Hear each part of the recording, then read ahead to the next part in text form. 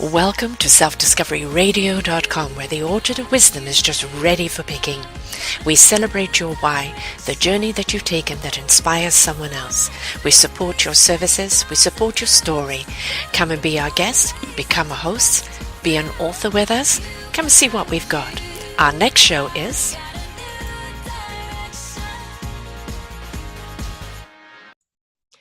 Good morning, good afternoon, and good evening, everybody. Welcome back to another edition of Raising Our Gifted Children. I'm your host, Sara Troy, and my guest today is Tony Sampson. I've had him here before. He runs this wonderful program called Universal Love Alliance. It's in Uganda. He brings all these beautiful children together, children at risk, children who have been sold as wives way too soon, children that have been exploited, lost children, hungry children, children that are eager to learn. And it's a wonderful, wonderful program that he has here that definitely needs our support. But we also need to understand the risks that are going on in Uganda. It is a country still in turmoil, a country in recovery. And these children are the victims of it. They're the ones that get left behind, and we don't want to leave ever a child behind. So I invite you to go back and listen to the show that I did with him and his co-pilot, Sharon, a couple of years ago. And today we're going to be updating into the human rights that he fights for, the dignity, the individuality, the rights to education, the rights to choose, sexual orientation, the rights to how they practice their religion.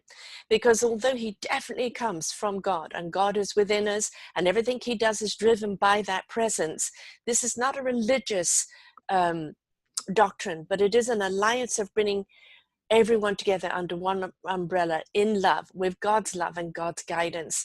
So let's find out what he's doing now, how we can help, why it's important to help. And when we talk about humanity and coming together, it's not about your country, my country, it's about our world and the people in it. And the more we help each other all around the world, the better we make our universe. Welcome back to the show, Samson. Thank you very much, Sara Troy. Wonderful to have you back here again. You're doing a wonderful program, and I'm always following you on Facebook. And it's really great to see right now that you're doing a lot of media interviews, getting out there, speaking to people about human rights. But why don't you tell people in your own words a little bit about what the Universal Love Alliance is all about? Good afternoon, good morning, good evening to listeners of Sara Troy Radio, Discovery Radio, and now TV. Yes. Universal Love Alliance is a public benefit organization that works for inclusion and acceptance of all people, regardless of who they are.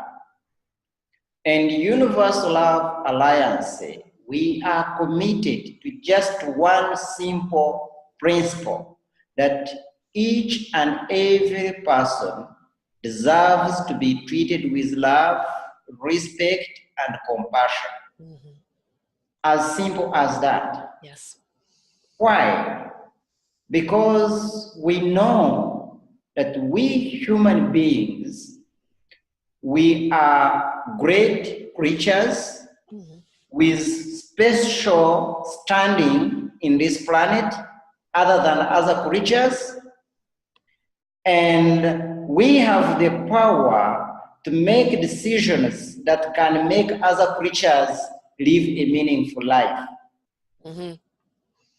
And also, we understand that human beings, we are the citizen of this planet, and each of us has a membership in this world.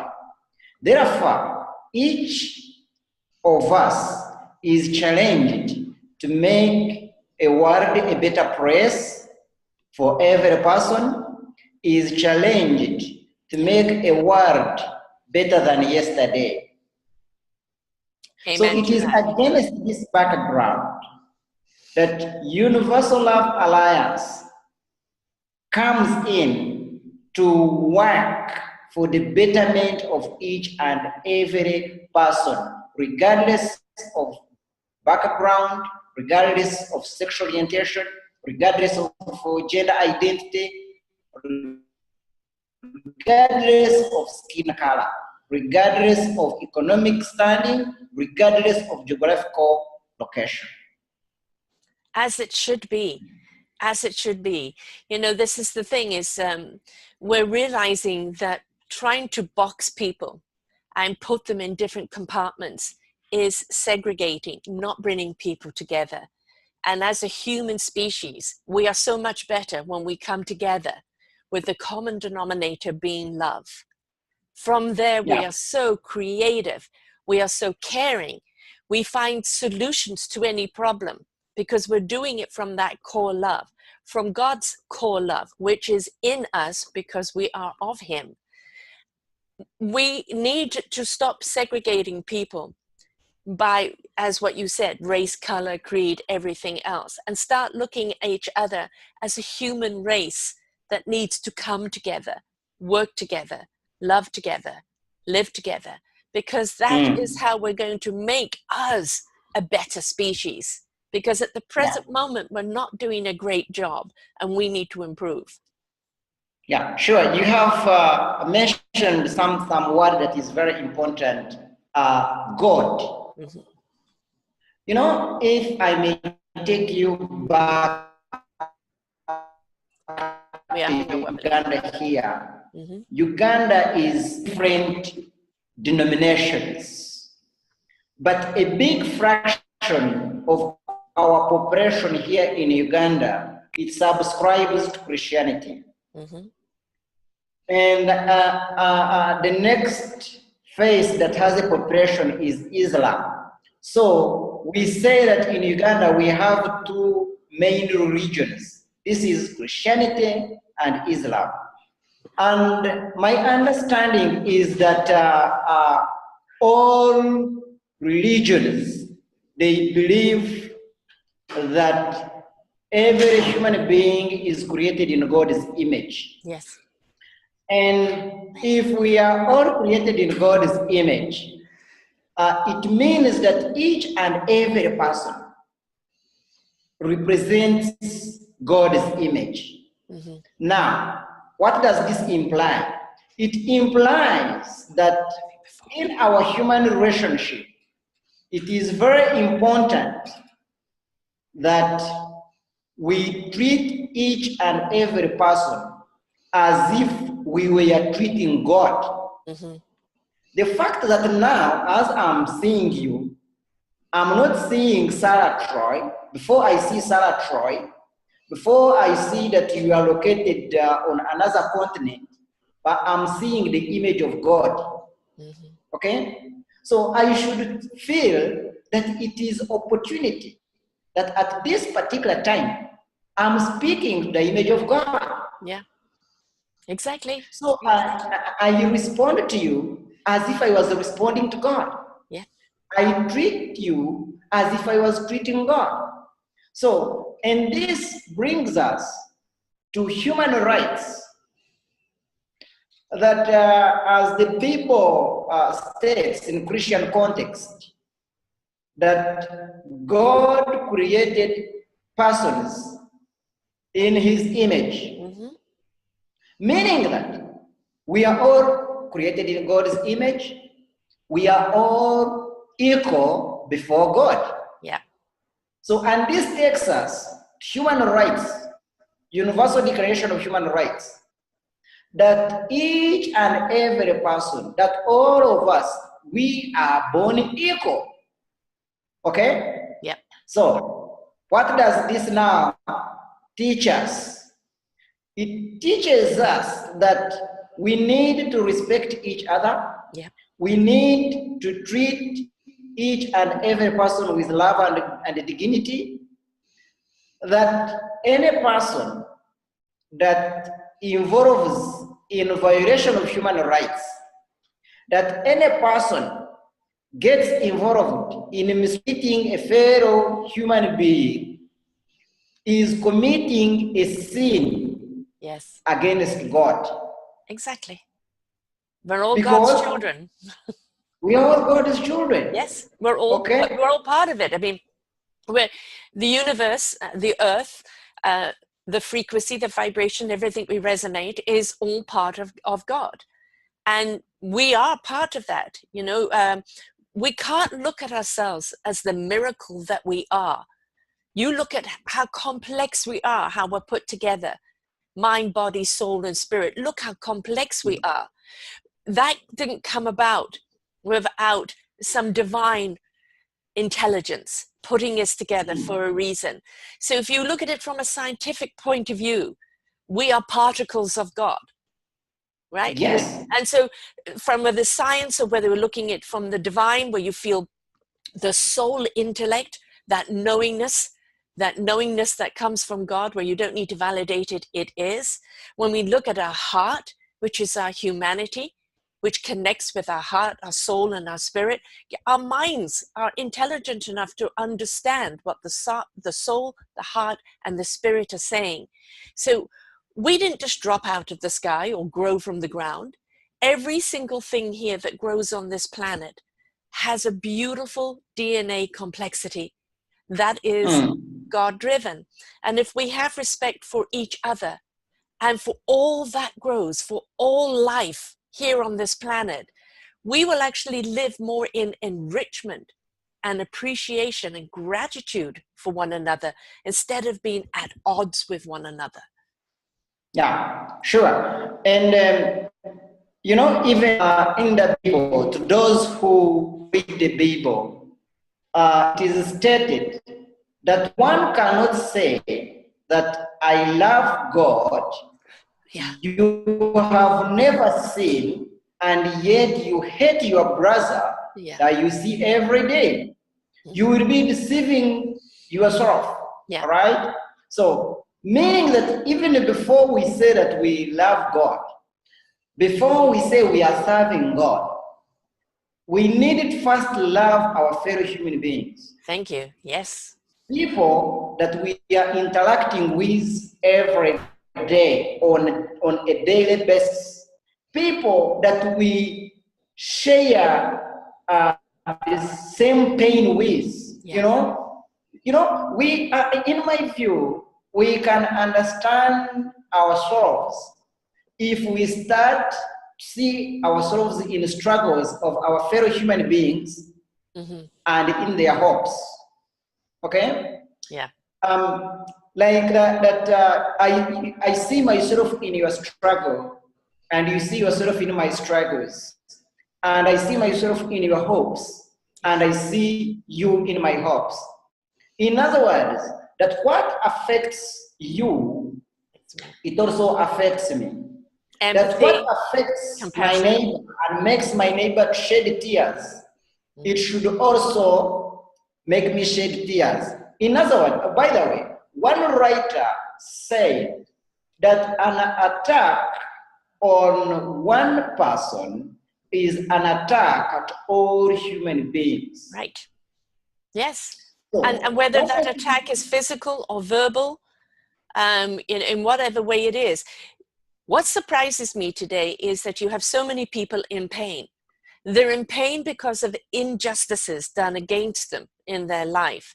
But instead of looking at that and saying, I never want anyone else to go through this, instead of dealing with that pain and healing from that pain, they go and inflict that pain on other people. And so what you're getting is pain, begetting pain, begetting pain. When are we going to step into the healing? We have to own our pain. We have to ask others to help us heal our pain. Otherwise, we inflict that pain upon others. Yeah, and this is really not good, because inflicting pain to another fellow human being, and yet you are feeling pain, because we all human beings, we have flesh and blood. Yeah. We have feelings, meaning that if one slaps you, you feel pain. Then why do you slap another person? You know? So it is high time that we people who own this planet, who have a special standing, we seek ways of solving the problems that we are facing, because we are part of these problems. Yes. We are actually the cause of these problems, and we must be part of a solution. But the thing is about humanity, we can be the scum of the earth. We can do things to one another that no other species in this planet would do. Yet we can also be the most awesome creatures in the world, the most creative and loving and giving creatures in the world. It comes down to choice. And that is a personal thing, isn't it? If you've been victimized, do you choose to stay in the victim? Do you choose to look for retaliation and revenge? Or do you choose to heal? Do you choose to let God's love come within you and find forgiveness and find solutions? Everything comes down to that choice. So when somebody inflicts pain upon someone else, they may be a victim, but they're still choosing to victimize other people. We still have to own our choices, don't we? Yeah, sure. And this is surprising. Recently here in Uganda, we are having challenges of military brutality, beating up people, shooting them. And at times when I look at these things, I ask myself, what causes this? You see a fellow human being running after a fellow human being. Yes. Okay? A human being shooting a human being, you know, you check. A human being slapping a human being. And then I'm like, why this? Yes. Human beings chasing themselves, killing themselves, you know? Yes. And especially when it comes to children. How can another human being hurt this child, hurt this innocent? You know, inside of you is a child calling out to be loved, and yet you go and hurt another child. How can you look at a child and rape that child? How can you do that? I don't understand the mentality of that, except for people who have been so disconnected from the heart, the soul, their spirit, their God, their very presence of self. And these people have no empathy. They're living in apathy, and they're trying to feel something. And so what they end up doing is just feeling hatred and anger. If they turned that hatred and anger towards love, they'll be so much more fulfilled. Yeah, sure. And this is where we need to come up. And I think it is incumbent on each and every person that to think of universality of all human beings, where we feel compassionate about each and every person, where we look at children as the most valuable asset of this world. Because the world depends on children. Our survival as human beings depends on children. So these children, instead of being mistreated, denied education, denied health care services, denied their human rights, it is high time that we work towards empowering these children and preparing them to take the executive offices that are waiting for them. Because you and I, we are getting old. Yes. Today you are hosting me. In the next few years, you might not be able to do this because of age. Right. Today, I'm here speaking. In the next few years, I will be old.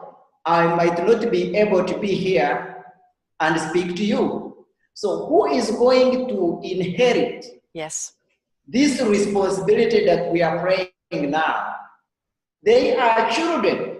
And if these children that are going to repress us, if they are not well empowered with education, well empowered with the understanding of fellow human beings, well empowered with love, Yes. well empowered with compassion, then they will not be able to play their responsibility by serving fellow human beings. Right. All right? Yes. And this is where Universal Love Alliance, we come in to stand with those children who are marginalized, to stand with children who are vulnerable. Reason being that these children, they have dreams. Yes. They have visions they want to achieve.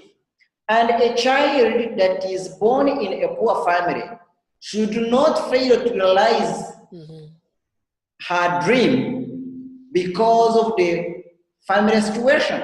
Right. A child who has lost her parents should not slaughter her dream of becoming a doctor. Right. Because a dream of this child is not an individualistic dream. It is a dream for all of us. Yes. If a child becomes a doctor, studies and becomes a doctor, this child will not only treat his or her relatives, will treat all people. Right. That's the thing. If We have to invest in them. Yeah, we have to invest in our children. Will not only give counsel services to relatives or to a single group of people, will give services to all people. Right. You know, I'm saying it all the time. What does this mean? It means that each... Go ahead, Sarah. No, I was just saying we're having a little bit of a delay here. We've got to change the paradigm. I had a wonderful gentleman on from an organization he started called Pure Necessity, and where he's changing the wording, and it's people, planet, profit. And I would even add another P there is purpose, people, purpose, planet, profit. If we invest in the people and they take care of the planet and the people on the planet, the profit will come. We have seen so much in the last 30, 40 years or maybe longer of profit first at the expense of people. And this is why we have such wars, such hatred and such disconnect. If we start looking at the people as the nuggets, as the wealth of the world, and we invest in them, doesn't matter what their background, if they've got a dream, if they've got an ability, if there's something they desire to do, if we water those seeds, nurture those seeds, what they become is something that benefits the whole world. So to deny them because of poverty, deny them because they've lost their parents, deny them because of their color or where they're from, that is a denying our future answers. The more we invest in them today, the more we're going to have all the answers that we're looking for, all the ecological answers, all the health answers, all the economic answers we're looking for, the equilibrium answers we're looking for. They will all be answered if we invest in the children today that are going to be those people with the answers tomorrow. Yeah, of course, children, they are most important resource that one needs to invest in and without questioning. Because our humanity, we as human beings, we can only see our future through children. Yes. Yeah. You get? And these children, regardless of who they are, or who produces them, or who is their parent, or on which continent, or on which country, because they are children, and it is only through children that we can project the survival of humankind. Right. But you know, it's more than survival. I think it's the thrival of humankind. You know, Yes, we yes. have survived by the skin of our teeth, and we have survived at the expense of each other. But in order to truly thrive, we've got to stop making each other paying the price, because we're charging too much in human life. Mm. Yes, yes. So it is a call to all human beings that wherever you are, you see and ask yourself when you wake up every morning, what do you do to make a world a better place? Right. What do you do to help vulnerable children? What do you do to help a child to realize his or her goal, including your own children, Yes. including your own child in the home? When you wake up every morning, you need to question yourself, what am I going to do today for my child, so as I help this child put a step on the way to making a world a better place, Right. to help this child to prepare herself or himself to carry a responsibility that is ahead, of this child, And to do it without pressure. I think the more we allow children to explore, you know, what life means to them, what their meaningful purpose is, the more we allow them to experiment and explore and delve into different things, the more they will find that one thing that's calling them. We can't push you've got to be the doctor, you've got to be the lawyer, you've got to be this. We can't put that pressure on them. As I said, as custodians of our children, whether we are their parents or whether we are custodians, we have to just simply water them and then let them explore all the options they have. When they find the right one, then they will dive right into it. But we can't let any form of dictation come in. Just encouragement. Yeah, sure. Of course,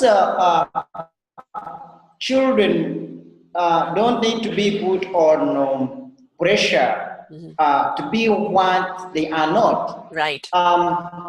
Children need to be given opportunity to explore and make their own choices. Yes. On those things, like on those courses they feel that they are comfortable with, because once you influence this child, let's say to do a certain course, in the future, with this kid will find this course boring because it was not his course or her course. Yes. This course was forced on him. Yes. So it is a dad's course or a mom's course. Somebody else's agenda. Yes. Yes, Exactly. someone's agenda. You know, Yes. I've been doing... So, No, I just say I've been doing these shows a long time.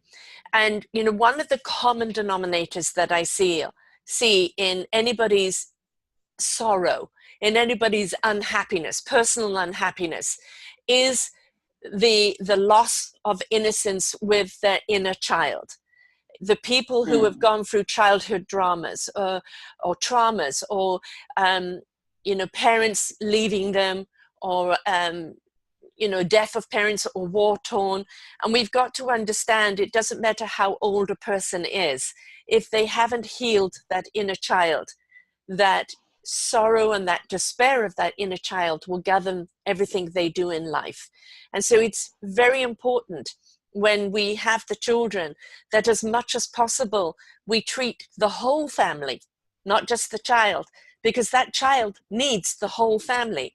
And if a family's been broken up in any way, then we have to help them heal that loss, allow them the grief, because if they don't go through it, I promise you, it goes with them all their lives.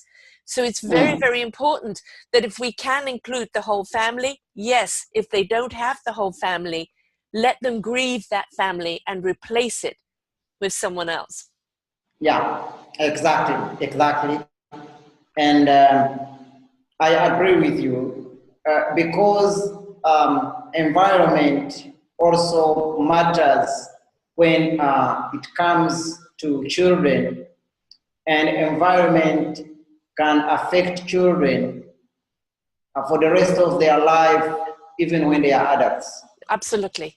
Yeah. Absolutely. Seen it over and over Yes. again. Yes. Yeah. And that's where the, you know, the pain then gets inflicted on other people because they haven't yet dealt with it. So when we see Yeah. all of these children, we need to help them through whatever they're going through, to not just brush it under the rug or deal with it, but to go through the process of healing and find their own inner strength, find their courage within, because that's what they'll take with them in their future, isn't it? You know, Yeah. but we have to allow them to heal, and each child is going to heal at their own level. But also, to all those people that are chasing one another with guns, you'll probably find a lost child in there, right? Yes, yes, yes. And exactly about healing and raising children.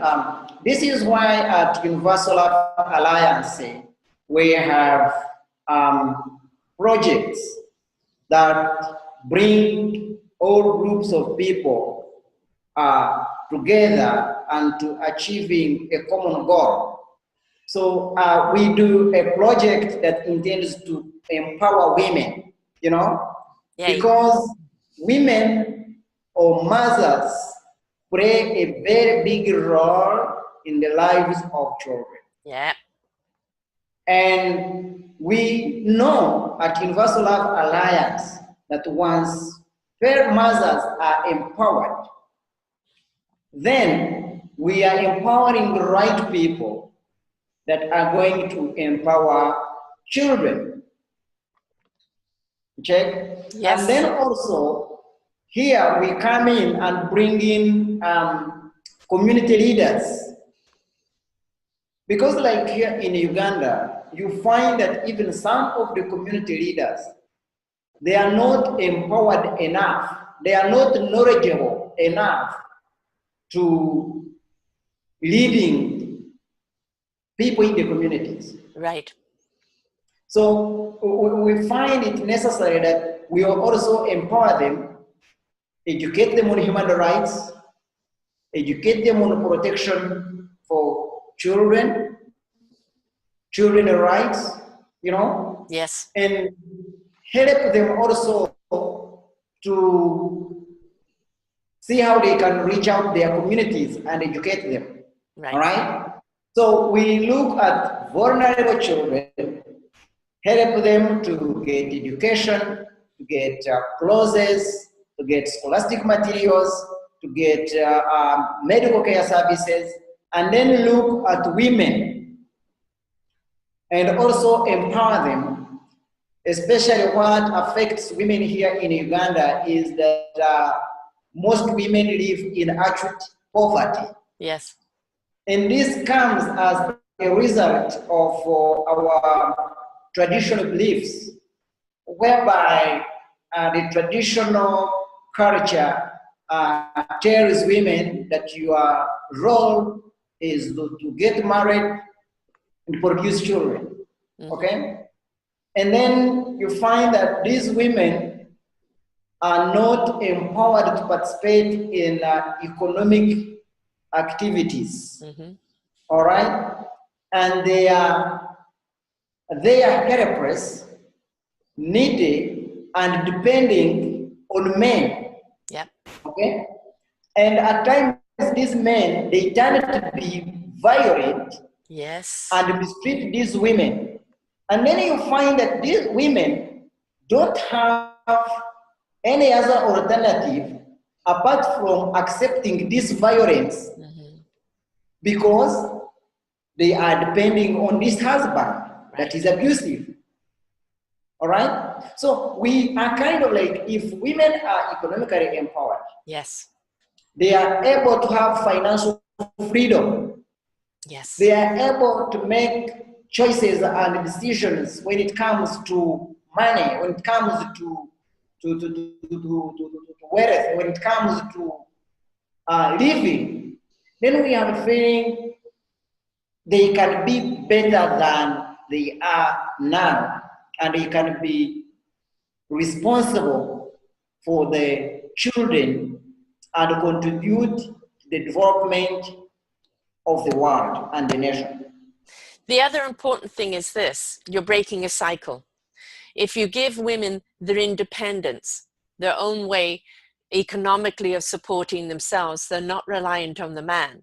But it also lets the man know, if you want a relationship with this woman, you need to step up, because she doesn't need you. You have to be there, because love is what is meant to bring you together.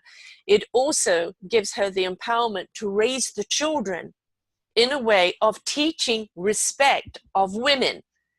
Because the only way we're going to break that cycle of, you know, women being abused in relationships, you know, women just be treated as sexual objects. The way we're going to break that is by empowering the women so they can bring up their sons and say, this is not going to happen. You are going to respect your women, right? So you have to break the cycle. So empower the woman, then she can empower the son that will grow up not to do the same as what the father did, right? Yeah.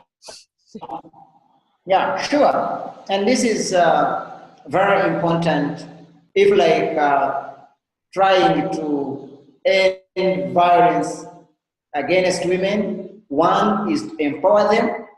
Two, also to educate men or their husbands that they need to stop hurting women they love.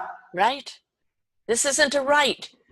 This isn't your right. You know, it has been, I don't know, for so many centuries, you know, a man looking at a woman as property, and that he can do anything he wants with her and she has no rights. I'm sorry, God's child. If you're hurting the woman, you're hurting yourself, you're hurting the children, you're hurting your community, you're hurting and offending God, right? Exactly. So, you know, get with the program. Yeah, and in fact, at Universal Love Alliance, we are trying to put up a program for men to come out themselves and start advocating for women's rights. Good. Yes. Because at times we have seen where workshops are conducted for women and they are sensitized and educated on their rights and who they are, but men remain at home and they don't understand this. Right. So what we now looking at, we are looking at starting men groups to educate them on women's rights, to educate them to understand the value of women, so as they take it upon themselves that we as husbands, it is high time now we start condemning our fellow men that are involved in violation and abusing women.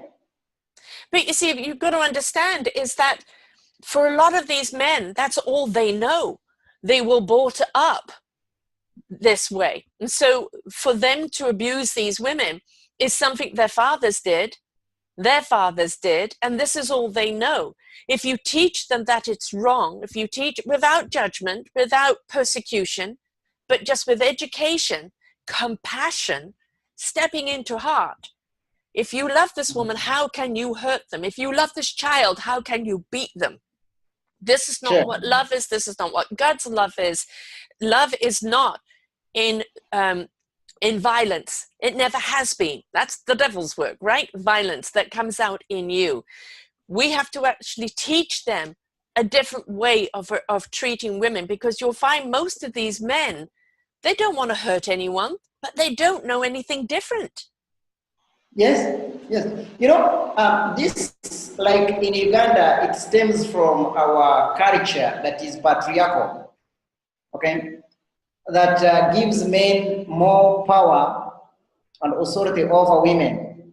And then there is, which I can call a men's box, where men or boys are raised in a way and told that a man is he who is strong. A man is he who takes control of a family. A man is he who speaks and other people listen. Okay? So this is set in the minds of men here in Uganda. It's not just in Uganda, darling, it's worldwide. And they have a feeling that when you, because if you step out of this box, which is so-called men's box, and then you are considered to be less of a man. So, and they try to live to up to that social expectation. Yeah. And this social expectation is brought up even when these men or these boys are still young, looking at the clothes they buy for them. Is it pink or blue? You know, about pink for girls, blue, you know, and even looking at the toys they are given to play with, you know. Boys are given cars, are given bicycles, motorcycles, you know, tools for constructing, and then women are given toys of babies, breastfeeding.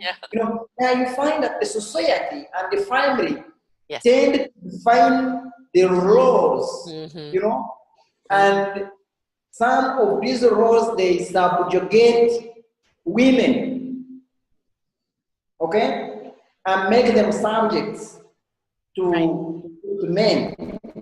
Like here in Uganda, we have cultural beliefs whereby girls have to kneel before men, okay? Or women kneel before men when they are greeting or doing anything. She has to kneel down on the floor, whether it has rain, whether the place is muddy or not. And this subjugates and reduces the holiness of this woman that kneels down to greet a man. And it goes to schools. These are children are in the same school, in the same class, doing the same subject, but after doing an exercise, classwork, and they are taking it to a teacher for marking, boys remain standing as they are handing over their books, and then girls kneel down. What? And recently, I started questioning these teachers that you have given classwork, the whole class, all pupils, and they have done the same numbers. They are giving the same answers. Why make girls kneel down and make boys remain standing? And at times you find girls who are kneeling down winning boys. So what does this mean? Are you training officers? Or you are training subjects? Yes. Yeah. Okay. Why make girls kneel down? It's servitude, you know, treating them as a servant. You are less than. Yes. So this makes women to remain subjugated. Yeah. And which we feel that as Universal Love Alliance, this must change. Yep. This must change. Because if it is needing, let's all of us kneel for each other. Right. You know? Because we are all human beings. You know, I always say, you know, when you look at the man's strength, right? Let a man give birth once. Once. Carry a baby for 9 months. Give birth. right? And then you've got to get up and continue to cook, clean, and look after that child, however tired you are. All right, let's see where the strength is, right? And you know what is funny, like here, you find that let's say a woman and a wife, they are all working, they're employed somewhere, and they leave office at the same time and go home. And when they reach home, you find a man seated reading newspapers. Yeah. And yet, a wife who was also doing the same work, she has left office tired. She's now cooking, doing homework with children, preparing food, cleaning, clothes, ironing, and yet this man is seated in the chair. Oh, I've had a hard day. Yes. And reading the newspapers. Yes. Yet they were all working. Right. You know? A woman works 24/7. Yes. She goes to bed, the kids wake up with a nightmare, somebody's sick, somebody this, somebody that. Who gets up? The woman. Yes. Yeah. So we feel that with ULA, we feel we needed to reach out to people and educate them, and they start putting themselves in the shoes of their fellow human beings. Yeah. Men putting themselves in the shoes of women. Yeah. You know, and they understand exactly what these women are experiencing in their lives every day, 7 days, 24 hours, January to January, Monday to Monday. Right. Exactly. Yes. Yes. Yes.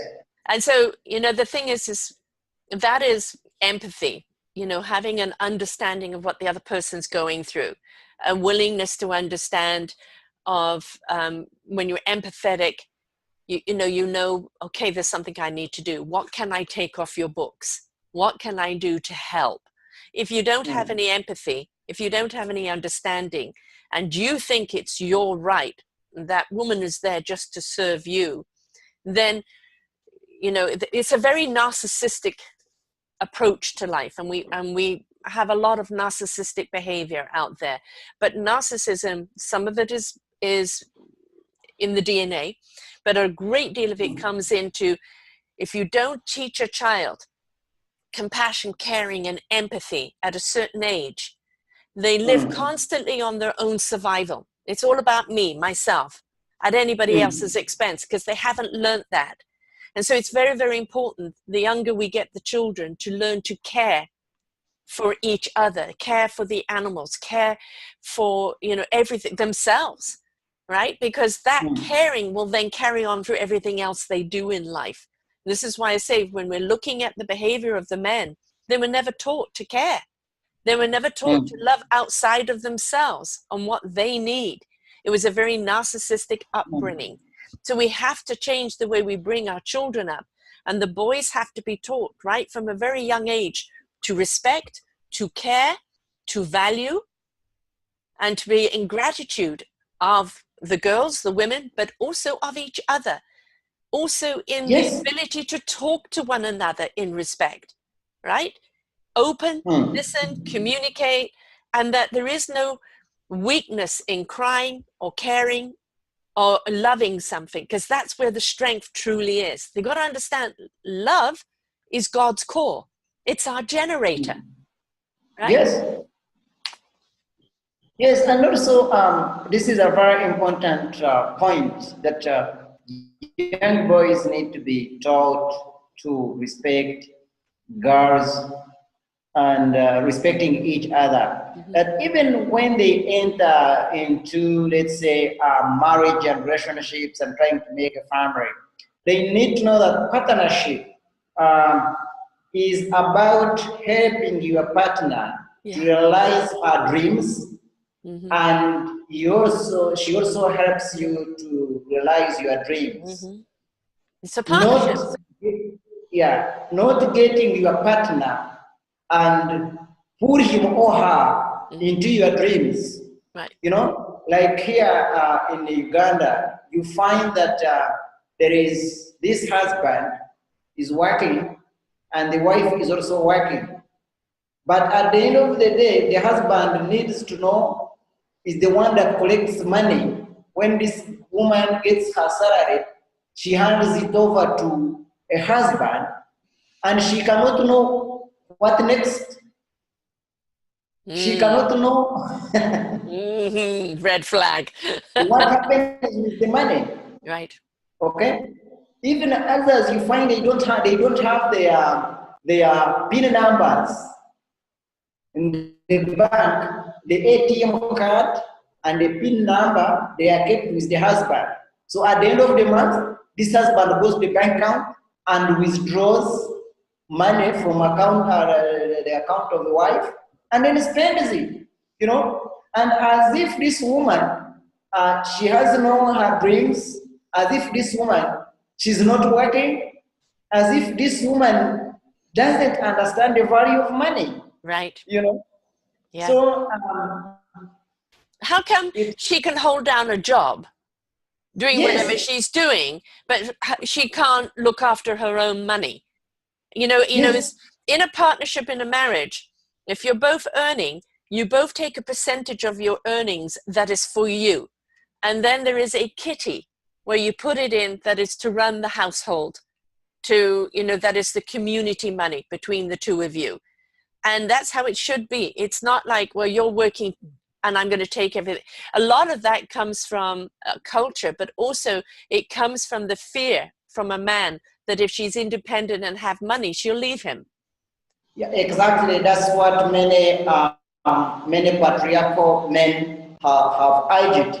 Yes. That when a wife is empowered with money and she has everything, and then she becomes uncontrollable. Right. Now my question is, are you there to control your wife? Yeah, yeah. Let's take the word control out of it altogether, because control yourself. It's not about you controlling your wife or you controlling your husband. Control yourself, all right? Because it's not, a husband or a wife, it's not a subject. It's a human being. It's a human being that you're meant to honor and go through life with. And if you do it with love and respect and value of each other, you will have a good marriage and you will raise good children and you'll be part of a community very well. But if it's all about, I need to control her, and believe me, this is not just Uganda. This is everywhere in the world. Uganda may be more obvious about it, but I promise you, it's happening here in the Western society. Maybe not taking the salary so easily, but it is definitely happening here. The day of man, and we're fighting this in North America right now, where recently there was an entire meeting on women's health by people 50 plus, all white males. Not one woman there talking about women's health, right?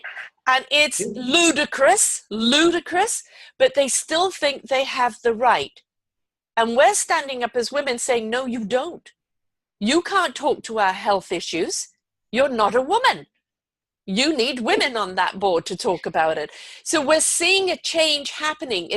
It's happening globally, where women are saying, no more, no more. I make my choices for me.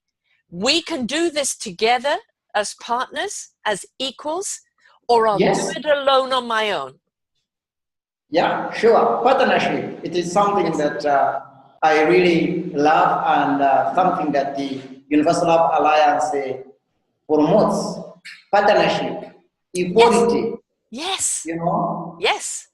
So so why don't you tell us what are the programs that you've got going on at the Alliance? I know that you're there helping educate men, you're there to empower women, you're there to help children, but give us a little more about what you're doing and also how anybody listening can help. All right. We are focusing mainly on, let's say, I may say, 4 groups of people. One group is children, vulnerable children. These children that have lost their parents, either due to HIV or wars or Ebola or natural death. and they cannot meet basic needs. So we help these children to get school fees, to get clothes, to get medical care services, to get psychosocial support, so as we put them in a position where they can achieve their dreams, regardless of their situation, regardless of their vulnerability. Then another group that we are focusing on is women who are HIV positive and poor. Because you find that these women cannot be able to cater for themselves. Right. They are not doing any income generating activity. No one can employ them. Right. So they are there left to suffer. Right. That even when they are getting treatment, like in Uganda, health centers are in long distances, far from where many people stay. So you find that they cannot get even transport to go and get treatment. Even when they happen to reach there, you find they cannot get nutritious meals. Right. You know, on top of getting treatment, they cannot get food. So you find this woman spending a whole day without food, without a meal, or eats a single meal a day, and even this single meal a day is not nutritious. Right. You know, so what we are doing is to educate them on nutrition and educate them on income generating activities and help them to give them startup capital, you know, to kickstart. They do these projects, they earn a living, they earn money that can help them support themselves and support their children. Right. Then another group is elderly women who are taking care of their grandchildren. You know, here in Uganda, most families or some families, they have lost children, where you find that these grandmothers, their children died, their daughters and sons-in-law, and left these orphans. Yeah. So these orphans are inherited by grandmothers. Yeah. And these grandmothers themselves are vulnerable. You find they don't have accommodation, Right. they don't have food, they don't have medical insurance, they don't have clothes, they don't have basic needs. Right. And yet They they don't are have education looking either. after children. So what we are doing is to help these grandmothers get basic needs.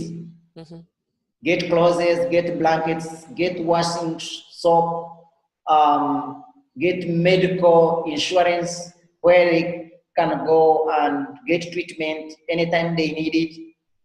And we're also visualizing on how we can start putting up small permanent rooms, accommodation for these grandmothers that are looking after their orphaned grandchildren. Right. Then another group that we are looking at, this is a group of leaders, community leaders, political leaders, and religious leaders. Because these guys are decision makers. So, and at times they make decisions that do not help the poor. Not set in reality. Yes. So what we are doing is to educate them and understand the needs of their people, understand human rights, understand how to prioritize, to stand with those who are threatened, to stand with those who are in need. Because most people, like in Uganda, including those who claim to be educated, they don't understand much to do with human rights. So you find that themselves are involved in violation of human rights, or they are promoting violation of human rights. Right. Because they don't know. Right. So what we are doing for these leaders is to educate them on respect for human rights and empower them to go to communities and empower educate their communities, empower their people in the communities by understanding human rights, how to help themselves, and how they can be themselves and solve problems within their communities. Right. And this is also comes into advocating for inclusion and acceptance of LGBT people. Mm-hmm. Because here in Uganda, LGBT people are discriminated against, persecuted, denied health care services, evicted from their homes, arrested. So, and this is happening because of ignorance. Yes, of course. Ignorance comes with an unrealistic fear and prejudice. Yes. And this fear leads people to causing harm to innocent people. Right. So we found that one day we can promote inclusion and acceptance of LGBT people is educating leaders and the communities to understand things to do with gender identity, sexual orientation, sexuality and spirituality, and human rights. Exactly. The human right to choose.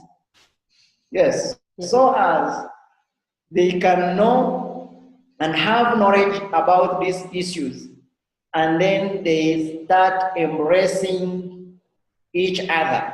Right. And of course, we engage them in a dialogue and look for common grounds on things that we share in common. Yes. Just like the fact that we are all human beings. And then we start there to be tolerant of each other, reconciling, and understanding my fears and understanding your fears. Right. Yes. So and of these course, are you also have the program where you're educating men too on how to treat a woman, which is a huge one, right? And that's very big as well, because those leaders are men who are brought up that way. So if you're catching the men now, especially the young men, and if they become future leaders, community leaders, they're already then ahead of the game of how to treat women, how to treat each other as better human beings. So it's very important as well. I mean, you're doing extremely important work here, and I commend you for doing it. And I know that you're very passionate about it. It's your driving force. And, you know, I wish that I could be more support financially. But, you know, I'm going to create here on your show page a donation box that will be for you. And so if anybody wishes to donate something, whether it's $5, $10 or more, I know there's many things that you need. You know, one of the things we talked about in the past is of you having a video camera so that you can video the kids doing things, video some of the things you're doing and put them up on YouTube and bring more awareness to what you're doing. So, you know, things that you need, you know, they can reach out to you. And if people can get them to you in any way, this is part of the solution, is other people have got what you need. And so if people want to get hold of you because they want to assist you in some way, how do they get hold of you? Of course, we have a website which people can visit. And we have a foundation that is based in the US.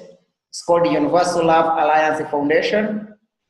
And we have leaders. We have a president called Susan Orsen, based in Santa Fe, New Mexico.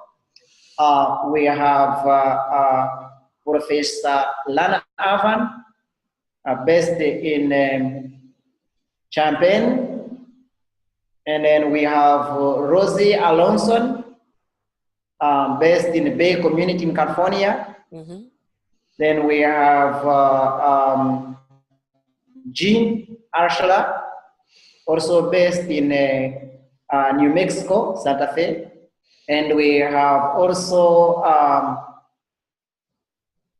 Carson, also based in Santa Fe. So we have a foundation that is based in US that is working on supporting the work we are doing here in Uganda. And actually, we are grateful for this foundation because they are doing a very great work in relation to what we are doing here in Uganda. It is happening because of this foundation board that is supporting everything that we are doing here. Right. So I will provide you with the website. Yes. And I will also provide you with their contacts. And that's Universal Love Alliance. Is that .com or .org? Yeah, it is universallovealliance.org. .org. Okay. Yeah. And so if people go to that, they can find ways of donating? Yes, they can find ways of donating. There is a PayPal where they can send their donations. Right. And as I'm talking now, we have a fundraising event going on in Bay Area community, right, in California, organized by our youth ambassador. They are young girls, very inspiring girls that have put up this fundraising event. And of course, they are helped by our board member, Dr. Rosie Alonson. And I think we get offline. I'm going to provide you with the links. An event will be happening on 6th next month. So if any person would like support, might not be able to go and attend physically, but can still donate on that page.